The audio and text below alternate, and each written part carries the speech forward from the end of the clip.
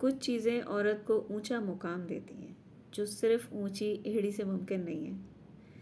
जैसे एक मर्द का मजबूत सहारा जो उसे मोहब्बत करता हो, एक ऐसा मर्द जो उस पर यकीन रखता हो, उसकी सलाहियतों को तस्लीम करता हो, ऐसा मर्द जो ना सिर्फ खूबसूरती बल्कि उसके एहसासात और ख्वाबों को भी अहमियत दे, जो उसका तहफ़्फ़ुज़ करे मगर उसको कैद ना करे, आज़ादी दे मगर बेयारो मददगार ना छोड़े।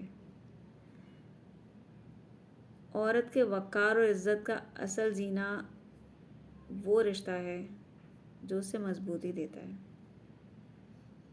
न ज़ाहिरी चीज़ें जो दुनिया को दिखाने के लिए पहनी जाती हैं। एक्चुअली एक फैमिली में जब हम पेरेंटिंग की बात करते हैं तो ये बहुत छोटी सी चीज़ें हैं जो हमारे पेरेंटिंग में जब हम जो कर रहे होते हैं वो हमारे बच्चे देखते हैं। तो अगर जब मेंटली सेटिस्फाई होगी औरत इन तमाम चीज़ों से जिससे उसको ये उसकी एक्चुअली सेटिस्फेक्शन है, अच्छे अच्छे expensive branded clothes, these are just to show, these are the levels.